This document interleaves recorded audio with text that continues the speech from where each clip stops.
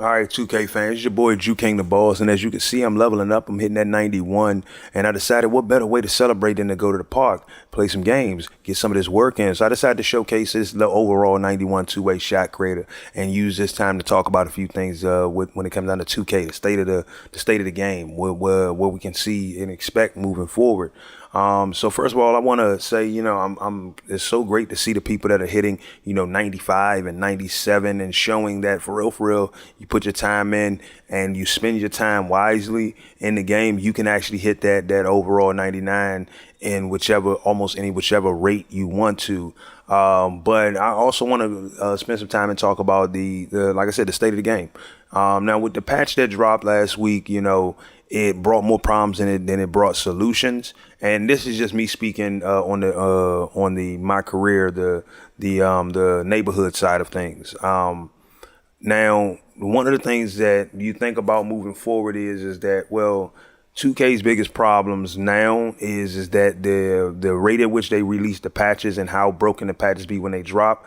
How can they better that? So I see a lot of people saying that they should test the game out, beta test the game before it comes out. And I feel like they should take it a little step further, and that is build a small community of public test server participants. So the division has public test servers where a small active group in the community test new features out and new patches of the division before they release it to the public. And by doing those tests, it allows them to find all of their problems a lot better, a lot more efficient, because they're tested against so many different pieces of hardware, so many different network configurations. So it allows them to kind of really see what causes an error here, what causes a problem there. And so I would like to see them do something similar to that. And I know one of the problems with it is that with 2K being a game that has a year-long life cycle, that's a different level of commitment. And when it comes down to committing to that, it brings a little bit of an issue like, well, people are going to want to get paid to do that. And having a group that you basically have to like recertify every year, or that you might have to, change out every year because the community changes over time, that brings a few more problems than it does. So it's easier to just kind of test it internally. But I believe that, with the proper balance, finding a way to get it done would allow you to set up ways to like really debug the game. I mean, I'm a part of the insider program for Xbox and for Windows. I don't get paid to do that. And at the end of the day, I don't mind it because I'm testing out software and how it's going to react to my hardware. And I'd much rather be a part of the community that's testing it out and giving my feedback. So that way others who want to just be able to log in and play, or log in and do this and log in and do that, they can do that. Because I'm seeing like bugs, I'm seeing issues. I mean, y'all see so many videos on my channel are all about workarounds for the bugs within the game. And so like I look at it and says it's my own little public service to the community itself. If I come across a way to get something done, then I share it with the community. And there are other cats out there that do the same thing. Like they come across a problem and they find a fix for it, they'll share it with the community. It's bad because we're kind of doing it without having to do it. But we need to do it because we want to be able to access these parts of the game. But at the end of the day, I wouldn't complain because it does bring people to my channel to watch my videos. So I'm not mad about it. But I would like to see them change up and kind of go that route. It also give the game a 2-year life cycle based on the way that they're setting this neighborhood up. Now, stick with me for a second. Now, and I know in basketball, they add new rules, they change new rules, and people change over the course of time and everything like that. But if you really look at it, when it comes down to the my career portion of the game, the my career portion of the game could be the thing that the my career and my team actually could be the thing that extend the game for a couple of years and give them, and like you see how they do it. If you really think about it, you look at the venue, they add new game modes and play types and things like that to the venue all the time. And they are able to make changes on the fly. And so when you see that and see that they can do that, it makes you wonder, like, what if they set this game up where, just like games like GTA, when it comes down to it, they're adding fresh new content, fresh new game modes, or things like that over time. They can essentially, first of all, it would actually give them a good excuse for why they have microtransactions in the game at such a level, because then you got people that are paying money for the extra VC to be able to kind of access that content a little quicker. A shortcut to access that content a little quicker. Now, I'm not saying to access that content that gives them the advantage and everything like that, just to be able to access content that changes the game. So essentially, GTA added stuff like clubs and the motorcycle gangs, the organizations, and people who bought shark cards were basically able to start their organizations quicker, invest in their organizations quicker, increasing their income quicker, and this, that, and the other. So I won't say that, oh yeah, then 2K, all they need to do is create clubs. Nah, but you got events where, let's say if you have a team, like at the end of the day, saying that now you're not gonna like this, because I don't want y'all to think that I'm putting the idea in 2K's head, but it's not a bad idea if it's going to the longevity of it.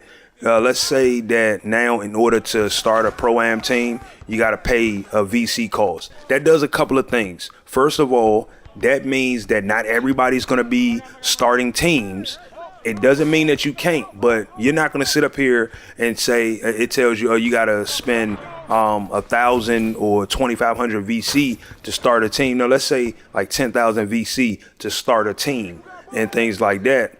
And all of a sudden, when just because your team took a few L's and you don't like the way your record looks at the beginning, you're ready to close your team out. No, you're not going to do that. So you're going to have people who are not going to invest in getting a team. Instead, they're just going to join the team that, one of their friends might start a team because they invested in the team. So the cats who buy VC are kind of able to just like invest in the team early on, a lot quicker.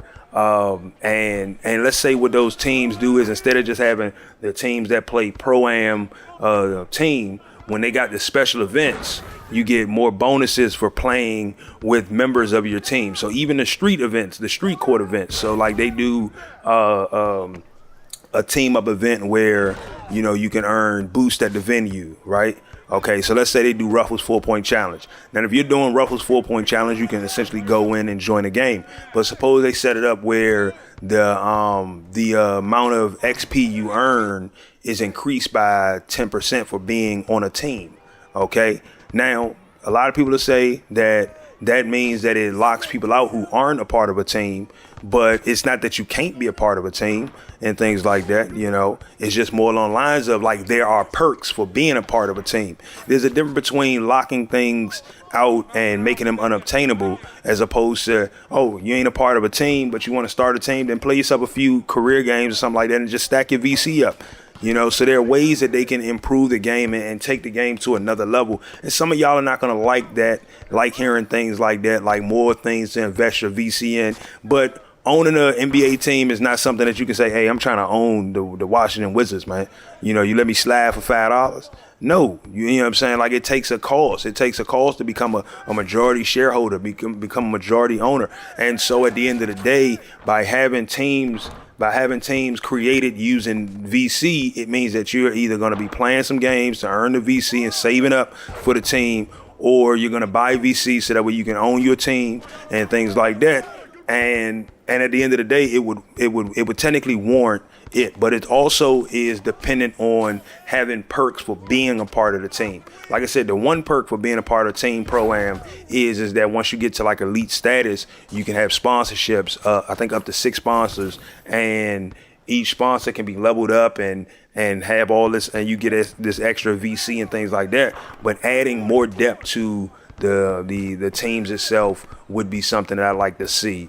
Now, I spent a lot of time talking about that topic, and I plan on doing a video where I go into details about that in general, but I just kind of wanted to make sure I shared that. There's just some ideas, some concepts behind investing in 2K and creating a better 2K play space, a longer living 2K that I would like to see get created every couple of years, because they have a product that can last for a couple years and don't need to be reinvented every single year. Now, another thing I wanted to go over is jump shots. I've been telling y'all that I'm going to share with y'all my jump shot. Ever since they had patched jump shots a little bit, I had changed my jump shot up. So I'm working with a new jump shot. It's a Steph Curry, Paul George blend. And it works well for me. It helps my shot off the dribble. It helps my standing shot. And I'm going to go over exactly a video of how I put that shot together, the percentages. And as you can see in this game, like I'm cashing out from deep.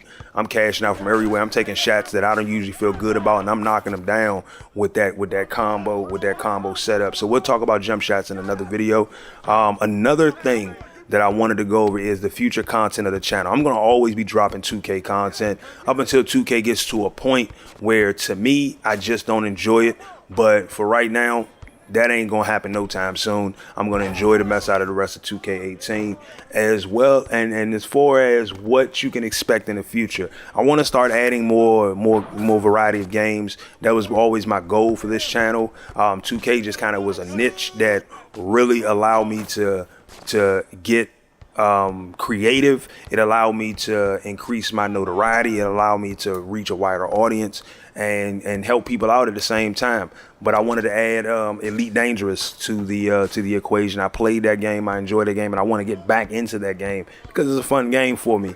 Ship battles, space battles, things like that. But I also wanted to find out from you guys, I mean, is there any types of games that y'all like to see? Would y'all like to see me doing playthroughs that focuses on story and things like that?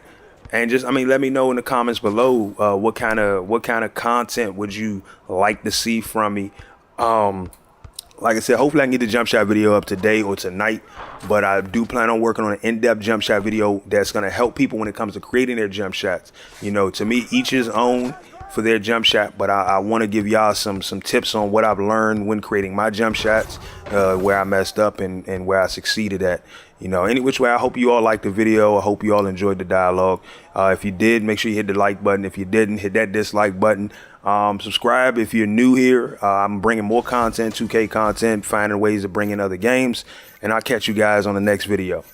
Peace.